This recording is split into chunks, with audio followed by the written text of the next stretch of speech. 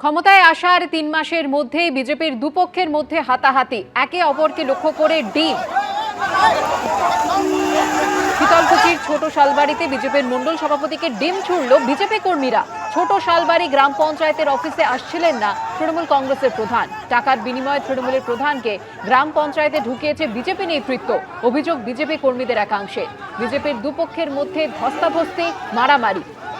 বিজেপির মণ্ডল সভাপতি পবিত্র অধিকারী নেতৃত্বেই পঞ্চায়েতে ফেরানো হয়েছে তৃণমূলের পঞ্চায়েত প্রধানকে, অভিযোগ বিজেপি কর্মীদের একাংশে। পরে পুলিশ গিয়ে উদ্ধার করল বিজেপির মণ্ডল সভাপতিকে।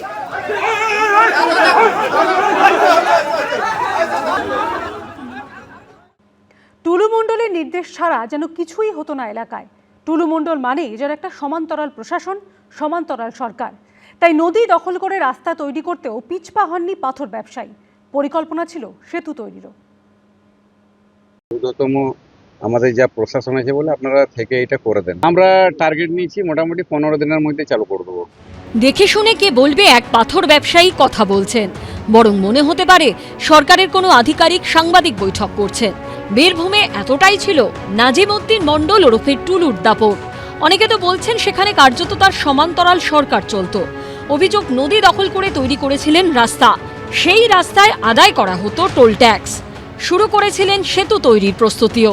গত বছরের শুরুর দিকে তিলপাড়া ব্যারাজ কর্তৃপক্ষ জানায় মেরামতির জন্য কয়েকদিন বন্ধ থাকবে ময়ূরাক্ষী নদীর ওপরের সেতু। সেই সিদ্ধান্তে বিপাকে পড়েন টুলু অ্যান্ড কোম্পানি। সেতু বন্ধ থাকলে তাদের পাথরের লরি বেরোবে কোন পথে? এরপর একেবারে সাংবাদিক বৈঠক ডেকে টুলু মণ্ডল জানান তাদের সেতু তৈরির পরিকল্পনা। তিলপাড়া যে ব্রিজ, মানে এপ্রিল থেকে মনে হয় এই ব্রিজটা যান চলাচল বন্ধ আছে। তো আমরা যে দুর্গতিতে পড়ে গেছি, মানে একটা গাড়ি 2 দিন 3 দিনে টিপ হচ্ছে, গাড়ি ভাড়াদের 2000 টাকার 2500 টাকা খরচ হচ্ছে। আমাকে বলেছে এবং ঊর্ধ্বতম আমাদের যা প্রশাসন আছে বলে আপনারা থেকে এটা করে দেন। এবং কাজলকে বলেছে, যেহেতু কাজল সঙ্গে আছে, অনেক লোকাল লোকের 9 জন লোকাল লোকের জায়গা আছে, তাদেরকেও সঙ্গে নিয়ে এটা বানিয়ে দিয়েছে। এটা বানাইতে এস্টিমেট মোটামুটি 4 থেকে 5 কোটি টাকার মতন খরচ হবে। সেতু তৈরির আগে গাড়ি চলাচল অব্যাহত রাখতে নদীর ওপর হিউম পাইপ ফেলে তৈরি করে ফেলেন বিকল্প রাস্তা। সেই রাস্তারও উদ্বোধন করেন খোদ টুলু মণ্ডল। অনেকেই বলছেন টুলু মণ্ডল এই যে নামটা, এই নামটাই হচ্ছে একেবারে শেষ কথা। টুলু মণ্ডল মানেই হচ্ছে এলাকায় সবকিছু, এবং টুলু মণ্ডল মানেই হচ্ছে এলাকায় সরকার। এবং এই যে জায়গায় আমরা দাঁড়িয়ে রয়েছি, যে জায়গায় হচ্ছে একটা বিকল্প রাস্তা তৈরি শুরু হয়ে গেছিল এরকম হিউম পাইপ বসিয়ে, এবং এই যে রাস্তা রয়েছে এই রাস্তা দিয়ে লরি পাস করানোর কাজও কিন্তু শুরু হয়েছিল। এটা মানে ব্যারেজটা খারাপ হওয়ার জন্য এটা রাস্তাটা তৈরি করেছিল। এই রাস্তা দিয়ে লরি বাস সবই যাতায়াত করতো। শুনছিলাম, আমরা তো এত শত যাই না, যে ফোর লাইনটা ওই ওপরে হবে নাকি শুনছিলাম। টুলু মণ্ডল এইগুলো ও এসেছিল, এখানে উদ্বোধন করে ওইগুলো সব তৈরি করে গেল। শুধু রাস্তা তৈরিই নয়, সেই রাস্তায় বসানো হয় টোল বুথ। বানিয়ে ফেলেছিল। এইরকম যে জায়গা আমরা দাঁড়িয়ে রয়েছে, এইরকম বেশ কয়েকটা টোল গেট বানানো হয়েছে। অর্থাৎ এই যে বিকল্প রাস্তা তৈরি করছিল, এবং তার জন্য যখন এখান থেকে কোনো লরি বা কোনো গাড়ি পাস করতো, তার জন্য এরকম টোল গেট, এবং সেই টোল গেটে 24 ঘন্টা লোক থাকতো, এবং সেই গাড়ি থেকে তোলা হতো টাকা। এটা টোল, ওই তোমার নাম ওদিকে গাড়ি যেতে টোল দিতে। এখানে যবে থেকে এই রাস্তাটা শুরু হয়েছিল 24 ঘন্টা লোক থাকতো, পয়সা দিত। সেই সঙ্গে চলতে থাকে সেতু তৈরির পরিকল্পনা।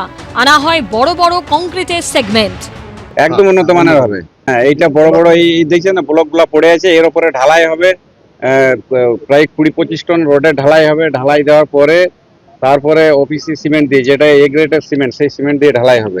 আমরা টার্গেট নিয়েছি মোটামুটি 15 দিনের মধ্যে চালু করে দেবো। সূত্রের খবর, রাজ্যে পালাবদলের জেরে ভেস্তে যায় টুলুর সেতু তৈরির পরিকল্পনা। শুধু নকল ডিসিআর কেন, আমি তো শুনলাম একটা বিচ নাকি বানাবে ঠিক করেছিল, বিচ তৈরি করবে।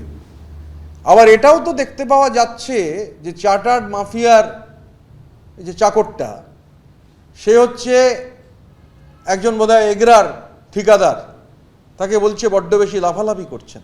তাহলে এটাকে বুঝতে অসুবিধা হয় যে টুলু কার বরা ভয়ে, কাদের বরা ভয়ে ছিল। এটার একটা জ্যামিতিক নকশা রয়েছে। টুলু মণ্ডল শুধুমাত্র টুলু মণ্ডল নয়, কোথাও তার নাম টুলু মণ্ডল, কোথাও তার নাম পুষ্পা, কোথাও তার নাম সুমিত রায়। টুলু মণ্ডল ব্যাপারে আমার কোনো ধারণাই নেই। বীরভূমের যারা নেতৃত্ব, সব দলের যারা বীরভূম থেকে উঠেছেন, প্রতিষ্ঠিত হয়েছেন, তারা এসব বলতে পারবেন যে একটা লোক এত বাড়ছে, তার কোনটা বৈধ কোনটা অবৈধ এইভাবে তো বলা সম্ভব না। আর আমাদের এর মধ্যে আমি রাজনীতির কিছু, যদি অবৈধ কিছু থাকে ব্যবস্থা হবে। সম্পত্তি এবং সাম্রাজ্য সামনে আসার পর গা ঢাকা দিয়েছেন টুলু মণ্ডল। সরকার বদলের পর খুলে গেছে তিলপাড়া ব্যারাজ, আপাতত বন্ধ টুলুর রাস্তা। পার্থপ্রতিম ঘোষ, আশাবুল হোসেন ও দীপক ঘোষের রিপোর্ট, এবিপি আনন্দ। এবিপি আনন্দ, এগিয়ে থাকে, এগিয়ে রাখে।